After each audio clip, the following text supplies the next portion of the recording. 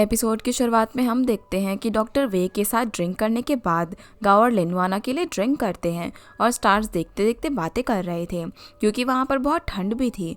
गाओ लिनवान को अपना जैकेट भी दे देता है जिसकी वजह से वो इम्प्रेस हो जाती है और गाओ के पास जाकर उसके फेस को ध्यान से चेक करने लग जाती है कि वो कितना हैंडसम है। वो उससे पूछती भी है कि क्या गाओ को उसके अंदर बिल्कुल भी इंटरेस्ट नहीं है। इतना कहकर वो वहीं पर बेहोश हो जाती है। इसकी वजह से गाओ उसे लिफ्ट करके रूम तक लेकर जाता है। अब जब वो उसे बेड पर लिटा रहा था तो लिनवान उसे पकड़ लेती है। गाओ बोलता है कि वो बेहोश होने का नाटक बंद कर सकती है और सच में लिनवान नाटक ही कर रही थी। जिसके बाद गाओ अपनी कार में सोने जाने लगता है तो लिनवान उसे जबरदस्ती वहां पर रोक लेती है और बहाना बनाती है कि उसे अकेले डर लगता है। जिसके बाद गाओ लिनवान के साथ ही सोता है लेकिन बीच में ब्लैंकेट और पिलो रखकर। इसकी वजह से उसे बहुत ठंड भी लगती है तो वो ठीक से सो नहीं पाता और अपने प्रोजेक्ट पर काम करने लग जाता है। अगले दिन वो दोनों वापस से घर जा रहे थे क्योंकि डॉक्टर वे ने अब तक कोई भी जवाब नहीं दिया था। शायद वो उन्हें रिजेक्ट ही कर रहा था। लेकिन तभी डॉक्टर वे और उसकी वाइफ वहां पर आ जाती हैं। वो रिवील करते हैं कि डॉक्टर वे असल में वो नहीं था जिसे लिनवान और गाओ समझ रहे थे, बल्कि डॉक्टर वे तो उस पर्सन की वाइफ थी। इसीलिए वो उनके साथ काम करने के लिए भी मान जाती है क्योंकि उसने पर्सनली लिनवान और गाओ का प्रपोजल सुना था और समझा था। अब वो लोग कंपनी चले जाते हैं और मीटिंग के बाद लिनवान को एक इमरजेंसी टास्क मिलता है। उसे 5 मिनट के अंदर किसी तरीके से मेल लीड यानी कि गाओ को किस करना था और नहीं करने पर उसे पनिशमेंट मिलने वाली थी। इसलिए लिनवान सोचने लग जाती है कि वो कैसे उसे किस करेगी क्योंकि उसके आसपास इतने लोग थे। इसलिए उसके दिमाग में एक प्लान आता है। वो गाओ को किस तो कर देती है लेकिन वो ये रिवील कर देती है कि वो लोग नॉवल में हैं और वो सब फिक्शनल कैरेक्टर्स हैं। इसकी वजह से उसे टाइम रिवाइंड की पनिशमेंट मिलती है और वो टाइम में वापस कुछ सेकंड पहले चली जाती है जब उसने किस नहीं किया था। इस तरह वो सबके सामने सच आने से भी बचा लेती है कि उसने गाओ को किस किया। फिर गाओ उसे अपना सीक्रेट रूम दिखाने के लिए म्यूजियम लेकर जाता है जहाँ पर वो वॉरक्राफ्ट मॉडल्स बनाया करता था और वहाँ वो लिनवान को बताता है कि जब वो दोनों ऑफिस में थे तब उसे फील हो रहा था जैसे कि वो कुछ भूल गया हो। असल में वो किसको भूल गया था जो कि लिनवान उसे याद करने से भी मना करती है।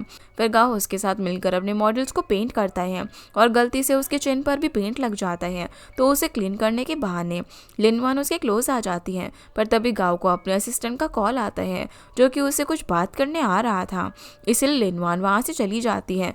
वो ज़ोमैंग के साथ बाहर जाती हैं जहाँ वो काफ़ी खुश थी क्योंकि मेल लीड का अफेक्शन 59% तक इंक्रीज हो गया था और जल्दी ही लिनवान का गोल पूरा होने वाला था। जिस वजह से वो ज़ोमैंग से भी कहती हैं कि अगर कभी वो ज़ोमैंग को छोड़कर चली जाएगी तब भी वो दोनों फ्रेंड्स ही रहेंगे। अगले दिन लिनवान बच्चे से रेडी होकर गाओ से मिलने के लिए ऑफिस जाती है पर गाओ उससे कल से बिल्कुल डिफरेंट बिहेव करता है और उसे काफ़ी रूडली बात करता है।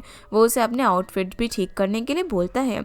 ये देखकर वो थोड़ी सी कंफ्यूज होकर वहाँ से चली जाती है लेकिन हम जान पाते हैं कि असल में गाओ ऐसा बिहेव इसीलिए कर रहा था क्योंकि कल ही उसने अपने असिस्टेंट को लिनवान के बारे में सब कुछ पता करने के लिए कहा था और गाओ को पता चला था कि लिनवान का शाओजू नाम का एक बॉयफ्रेंड भी है और लिनवान अपनी जॉब में इतनी मेहनत भी इसीलिए करती है क्योंकि उसे शाओजू के एक्सपेंसेस के लिए पैसे चाहिए होते हैं। इसीलिए गाओ से ऐसा बिहेव कर रहा था। इसके बाद हम देखते हैं कि लिनवान जब अपने ऑफिस में होती है तो वो डिपार्टमेंट मैनेजर अपने कलीग से भी इस बार में पूछती है कि क्या उसका आउटफिट अच्छा नहीं है क्योंकि लिनवान तो इस मोटिव से गई थी कि उस आउटफिट में उसको देखकर गाओ से आज रात डेट पर चलने के लिए पूछेगा लेकिन उसका उल्टा ही हो गया। इस पर वो दोनों भी उससे कहती हैं कि उसका आउटफिट एकदम परफेक्ट है। शायद लिनवान के सामने जो भी था वो सिर्फ उसे एक फ्रेंड की तरह देख रहा था इसलिए उसने उससे डेट के लिए नहीं पूछा। ये बात लिनवान को समझ नहीं आती क्योंकि कल तक तो गाओ का बिहेवियर बिल्कुल ही अलग था और अफेक्शन भी 59% बढ़ गया था पर अब गाओ तो स्ट्रेंज बिहेव कर रहा था। लेकिन साथ ही साथ लिनवान का पेजर भी अब खराब हो चुका था। इधर गाओ का मूड लिनवान की वजह से अपसेट होता है इसलिए वो शूटिंग क्लब जाता है जहाँ पर कुछ लड़के हु को बुली कर रहे थे, उसका मजाक उड़ा रहे थे कि वो एक पुअर ट्रैफिक पुलिस होकर भी शूटिंग क्लब में आ गया है जो कि सिर्फ रिच लोगों के लिए है। पर गाओ वहाँ पर जाकर उन लोगों को शूटिंग में चैलेंज करता है और अपने सारे टारगेट एक ही पॉइंट पर लगाकर उनसे जीत भी जाता है। दोनों अब आपस में बात कर रहे थे जहाँ पर वो समझ जाता है कि गाओ किसी चीज़ को लेकर परेशान है और पूछने पर गाओ उसे बताता है कि वो बस किसी चीज़ को लेट गो नहीं कर पा रहा, जिससे कि वो समझ जाता है कि ज़रूर गाओ की लाइफ में कोई लड़की है, क्योंकि जब वो ड्यूटी पर था तब उसने गाओ के साथ लिनवान को देखा था। वो लिनवान को भी जानता था, क्योंकि जब शाओजू अब्रॉड गया था तब उसके फेयरवेल डिनर में ज़ूमेंग और हू साथ गए थे। इसीलिए हू ज़ूमेंग को मैसेज करके मिलने के लिए बुलाता है। इस वजह से ज़ूमेंग खुश हो जाती है, क्योंकि पहले तो हू उसे अवॉइड कर रहा था, लेकिन अब वो उससे मिलना चाहता था। वो रेडी होकर जाती है और याद भी करती है कि स्कूल में वो दोनों कैसे एक साथ रहा करते थे और गेम्स में पार्टिसिपेट करते थे। पर हू उसे सिर्फ शाओजू और लिनवान के रिलेशनशिप के बारे में पूछता है। ज़ूमेंग गुस्सा होकर चली जाती है, क्योंकि हू ने उसे सिर्फ काम के लिए बुलाया था। दूसरी तरफ हम देखते हैं कि गाओ लिनवान की वजह से डिस्ट्रैक्ट हो चुका था, इसीलिए वो उसकी कंपनी जाकर उसके बॉस से बात करता है और लिनवान को ज़बरदस्ती लीटाओ ग्रुप लेकर चला जाता है, ताकि वहीं पर रहकर प्रोजेक्ट पर काम कर सके। और बाकी के एम्प्लॉयज़ नए एम्प्लॉय को देखकर शॉक्ड हो जाते हैं, क्योंकि वो बिना इंटरव्यू के आई थी। इसके साथ साथ गाओ भी अपने कैबिन से लिनवान पर ही नज़र रखता है। जैसे ही लिनवान उसे देखती है तो वो कॉल पर बिजी होने का नाटक करने लग जाता है।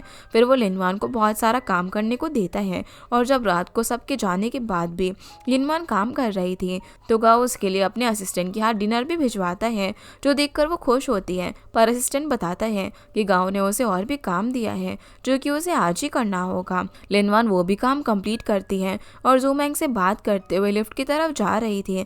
वो गाओ की बुराई कर रही होती है, जिसे वो सुन लेता है, क्योंकि वो भी लिफ्ट के बाहर लिनवान का ही वेट कर रहा था। लिनवान उसे डिनर के लिए थैंक्स बोलती है, जिसके बाद वो घर जाकर भी ज़ूमेंग से गाओ की कंप्लेन करती है। तो ज़ूमेंग भी उसे बता देती है कि आज हू उसके बारे में पूछ रहा था, शायद शाओजू ने उसे लिनवान पर नज़र रखने के लिए कहा था। लिनवान ज़ूमेंग से पूछती है कि वो अब भी हू को लाइक करती है, तो ज़ूमेंग बताती है कि जब वो स्कूल में थी तब हू ने उसे बुली से बचाया था, तब से वो उसे पसंद करती है। असल में हू भी उसे पसंद करता था, पर वो खुद को डिजर्विंग नहीं समझता था, क्योंकि वो पुअर फैमिली से है, इसीलिए वो ज़ूमेंग से दूर रहता था। जिसके बाद हम देखते हैं कि गाओ को परेशान करने के लिए लिनवान अगले दिन ऑफिस में एक हाइड्रेटिंग मिस्ट लगाकर जाती है, और वो गाओ के सामने ही अपने कलीग्स को बताती है कि वो मिस्ट उसे उसके फ्रेंड ने अब्रॉड से उसके लिए भेजा है। इस पर गाओ भी जेलस हो जाता है और उसी वक्त अपने अंकल को फ़ोन करके हांगकांग से बहुत सारे स्पेशल मिस्ट मंगवा लेता है और लिनवान को गिफ्ट कर देता है। लेकिन लिनवान वो भी अपने कलीग्स में डिस्ट्रीब्यूट कर देती है। फिर वो घर पर जाती है तो उसे गाओ का कॉल आता है। वो उसे नई जॉब देता है, क्योंकि उसने अपने असिस्टेंट को जॉब से हटा दिया था। लिनवान अब उसकी असिस्टेंट थी, जिसकी वजह से वो उसे कल सुबह जल्दी उसे पिक करने आने को कहता है। अगले दिन लिनवान उसे पिक करने जाती है तो गाओ स्पेशली उसके लिए रेडी होकर आता है। उसकी टाई ठीक से सेट नहीं हुई थी, तो लिनवान उसकी हेल्प करती है और ये देखकर वो पूछता है कि लिनवान ने ये सब कहाँ से सीखा। इस पर वो कहती है कि उसने ये सब किसी पर्सनल रीज़न से सीखा है। वो असल में गाओ की ही बात कर रही थी, पर गाओ को लगता है कि शायद वो शाओजू के बारे में बात कर रही है, इसलिए वो जेलस होकर उसे अकेला छोड़कर ऑफिस चला जाता है। लिनवान भी अब बाद में इरिटेट होकर ऑफिस आती है, जो देखकर अब बाकी के एम्प्लॉयज़ भी बात करने लग जाते हैं कि शायद लिनवान और गाओ के बीच कुछ चल रहा है। जिसके बाद हम देखते हैं कि लिनवान ने अभी तक शाओजू को देखा नहीं था कि वो कैसा दिखता है, इसीलिए जब उसे शाओजू का ईमेल आता है तो वो उसकी फ़ोटो भी चेक करती है। शाओजू इतना फ़नी दिखता है कि लिनवान को उसे देखकर हंसी भी आ जाती है, लेकिन वो ये नहीं देखती कि उसके पीछे गाओ बैठा था। दूसरी तरफ वो ज़ूमेंग को डिनर के लिए इनवाइट करता है, क्योंकि वो उससे बात करना चाहता था। दोनों एक एक्सपेंसिव रेस्टोरेंट में मिलते हैं, जहाँ डिशेस की प्राइस देखकर वो थोड़ा सा अनकंफर्टेबल हो जाता है, क्योंकि उसके पास इतने पैसे नहीं थे। दोनों बात कर ही रहे थे कि तभी गाओ और लिनवान भी वहाँ पर आ जाते हैं। एक दूसरे को देखकर शॉक रह जाते हैं। अब ये दोनों भी ज़ूमेंग और हू के साथ ही डिनर करते हैं। ज़ूमेंग और हू स्कूल टाइम की बात कर रहे थे, जिसमें शाओजू भी शामिल था, इसलिए लिनवान बार बार उनकी बातों को इंटरप्ट करती है, लेकिन गाओ फिर भी सब कुछ समझ जाता है, इसलिए वो बहुत ड्रिंक करता है। डिनर के बाद लिनवान को उसे हैंडल करना पड़ता है, जहाँ पर गाओ उससे अपसेट था और अजीब बिहेव कर रहा था। तो लिनवान उसे पूछ ही लेती है कि क्या गाओ उसे जेलस फील कर रहा है या फिर वो उसे लाइक करता है, पर गाओ दोनों में से कोई भी ऑप्शन चूज़ नहीं करता और कहता है कि वो बस लिनवान को हेट करता है।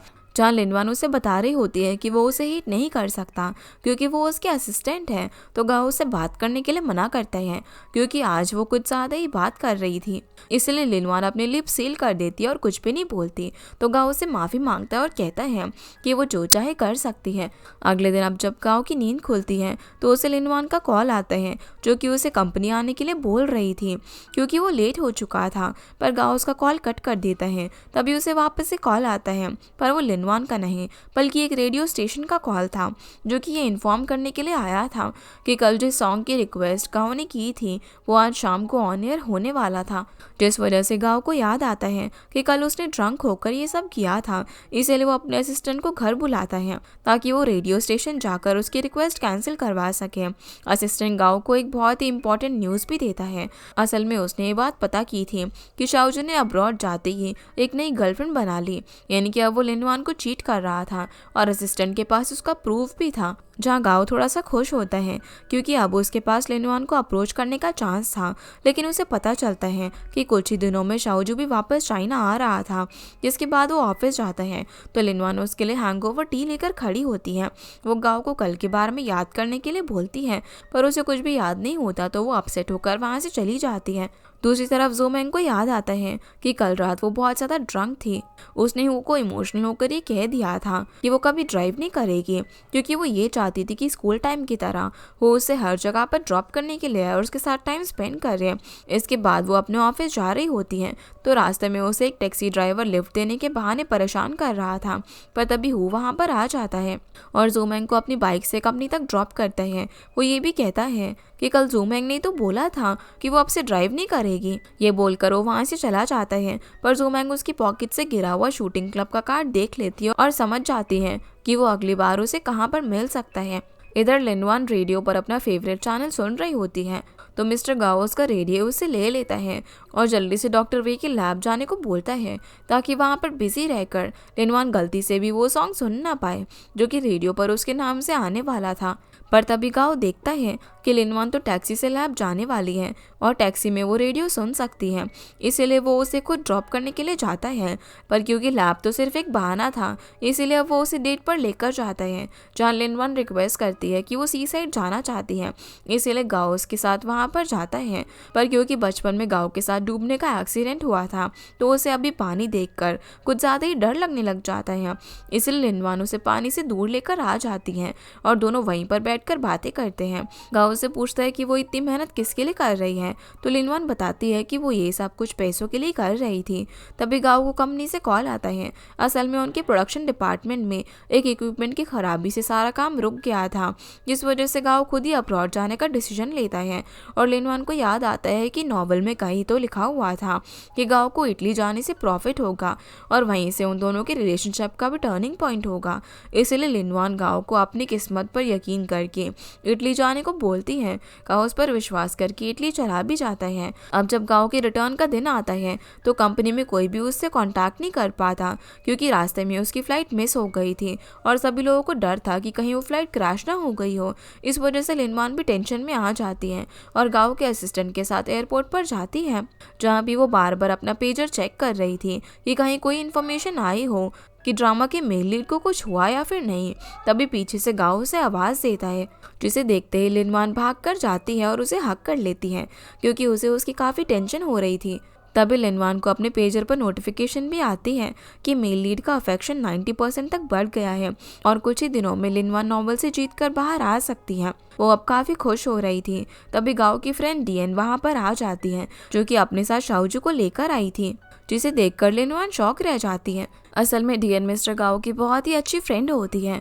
वो शाओजू को इंट्रोड्यूस कराने वाली थी कि वो उसका बॉयफ्रेंड है लेकिन शाओजू बात बदल देता है और डीएन को अपनी क्लासमेट बताता है। जिसके बाद लिनवान भी शाओजू से बात करने की कोशिश करती है तो शाओजू उससे भी इंटरप्ट कर देता है और बताता है कि लिनवान भी उसकी ओल्ड क्लासमेट है जिसकी वजह से उन दोनों को ही सच पता नहीं चल पाता कि शाओजू उन दोनों को चीट कर रहा है। शाओजू और डीएन अब घर चले जाते हैं और वो उससे पूछती है कि उसने उन लोगों को सच क्यों नहीं बताया कि वो वो उसकी गर्लफ्रेंड है, तो शाओजू बहाना बनाने लग जाता है कि वो उसे बाद में सभी के सामने अच्छे से इंट्रोड्यूस करेगा।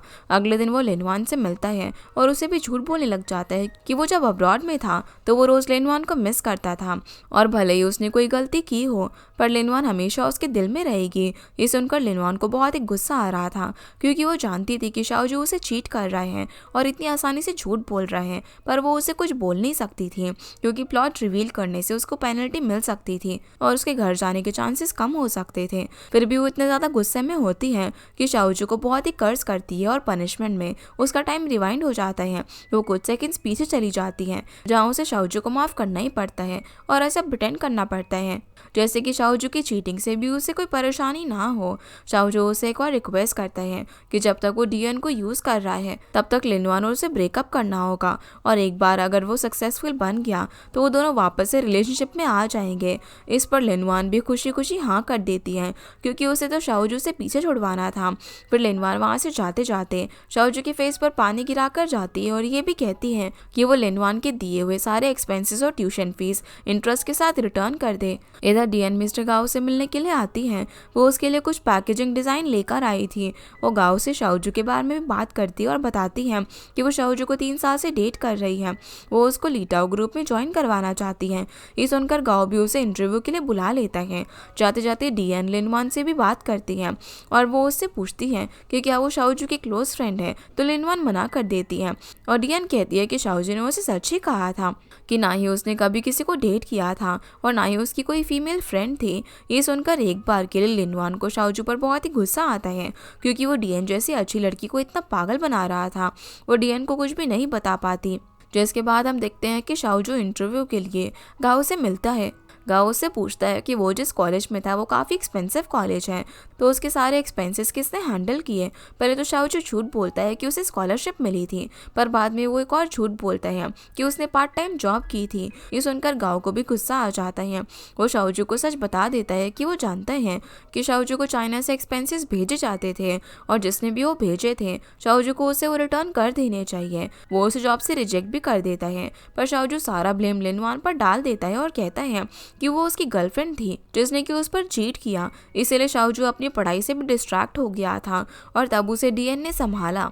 वो डीएन को डेट करने लग गया। ये सुनकर गाओ और भी गुस्सा हो जाता है। वो कुछ रिएक्ट नहीं करता क्योंकि तभी उसे लिनवान का मैसेज आ जाता है और वहाँ से जाते जाते शाओजू वो मैसेज देख लेता है। अब वो होटल जाकर काफ़ी गुस्सा करता है और एक सर्वेंट पर भी बहुत चिल्लाता है जो सब कुछ डीएन दूर से देख रही थी क्योंकि उसे शक हो गया था कि शाओजू जिस तरीके के इंसान खुद को दिखाता है वैसा वो नहीं है। ऐसा उसे इसीलिए लग रहा था क्योंकि लिनवान ने उसे वार्न कर दिया था कि उसे यूं ही किसी पर ट्रस्ट नहीं करना चाहिए। अब यही डाउट कंफर्म करने के लिए डीएन शाओजू से बात करने जाती है और उसे लिनवान के बारे में पूछती है, तो शाओजू वापस से झूठ बोल देता है कि लिनवान तो सिर्फ उसके क्लासमेट थी, वो तो उसे बिल्कुल भी पसंद नहीं करता।